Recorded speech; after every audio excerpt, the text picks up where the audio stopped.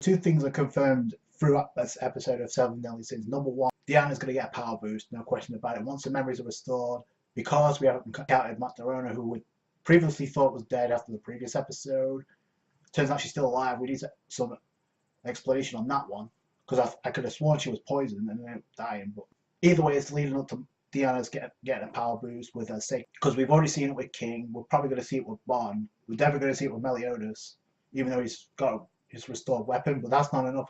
Watch out for Meliodis getting even more broken. And the second thing is we're probably going to get some full explanation on what really went down with him and Liz, because seen in this episode was Liz and Meliodis back in his Holy Knight's outfit. Yes, we're leaving his past memories in order to awaken his previously sealed abilities, so that's going to be broken. That's not going to be broken stuff against Zelda. So we start off with Deanna, who's walking towards Edinburgh, the place where the rest of the Ten Commandments are chilling out, and we see Garland pretty much bragging that all the Seven Deadly Sins were pretty much small fries because I killed them all, and you had Dreyfus who was pretty much questioning this, did you actually kill Meliodis? And Garland's like, yo, I don't lie, which technically speaking he did, because Meliodis didn't die. I guess that comes back to Gopher making it think that Garland actually killed them when he didn't. And then you have Esterosa, who hasn't said anything since his introduction. So I'm beginning to get the feeling, because he hasn't said anything, and most badasses in anime or shonen don't really say a whole lot. Meanwhile, you had, I guess, Garland, who senses Deanna nearby, so tries to finish her off and asks why you're still alive. It seems like he thinks she's lying because she says she doesn't know. Telling a lie against Garland is what turned Merlin into stone in the first place, but Deanna's not lying, so that's the reason why she didn't get turned into stone. But Garland tries to kill her. In fact, he lands a couple of blows to the midsection, comes Matarona with a save, and unleashes some earthbound attacks and catches not only him but also Matt Steep as well off guard. She steals up Garland temporarily, and then Matt Steep turns out he's even more dangerous because of his bloodlust. The moment he gets back up, Meliodis senses it straight away, like, oh, this is bad. Merlin says, no, we need to change our course because they're going to be fine. If we go on ahead, King, we're pretty much going to make it even worse for Deanna.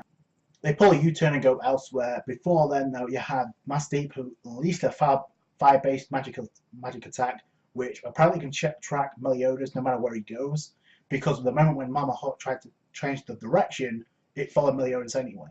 Bystanders, and it set villagers on fire, so that's a problem too. And on top of that, we also learned once he used that attack and it was wasted, he used up the soul that he snatched previously. So, like I said, they do get power boosts, but they actually use up those souls once they unleash the attack. So that kind of nursed him a little bit. But then it doesn't even matter because Mama Hawk jumps up and eats that thing like a meatball. So that was a cool little reveal. And then Merlin says, let's head for Istar because there's something there that Meliodis needs, and that's his full power unlocked again because it was sealed, because it was too dangerous for the world. So, and Merlin was the one that sealed it up, because we get a small flashback of a girl, I guess, being killed off, and apparently Meliodis was going to lose it, so Merlin had to seal it up so he did his mind and completely go apeshit, which is probably what I think about that concept. Okay, a power that's a threat at the hands of Meliodis is necessary, in Merlin's own words, for this fight with the Ten Commandments. Holy, and the way she described it's like, the Demon Clan-like abilities we've seen from Meliodis so far are just scrap-overs to his full power. What? So the hype on him and Zeldris is going to be unreal when that happens, because we know for a fact they're not even at full power yet. Meliodis certainly isn't, which makes sense about his low power magical level as well.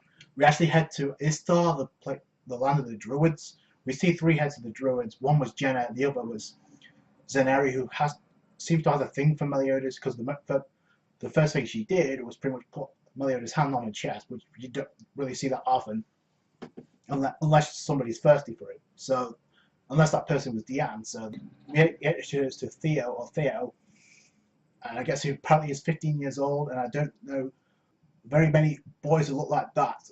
Like they'll come from the world's strongest man. So this is anime, by the way, so anything's possible, I guess.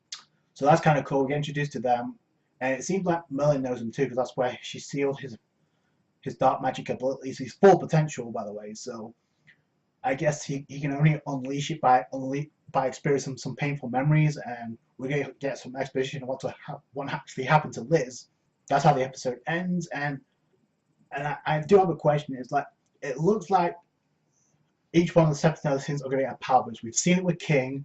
We're, we're probably going to see it with Gopher at some point. We're going to definitely see it with Merlin. Although I don't know what she could do right now because her soul's pretty much in a secret treasure. And on top of that, you have Deanna, who's definitely going to awaken it, especially since most of this part of the story is about her now.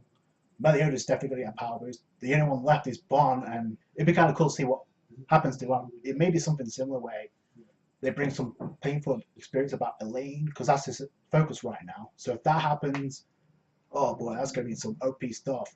With Bon gets a power boost like Meliodis. So either way, I can't wait to see what happens next. That's it from me. Thanks so much for watching. Like this video if you did, appreciate that. Subscribe to the channel for more 7 Deadly Sins, and the feels are going to keep on coming. Catch you guys later. Bye.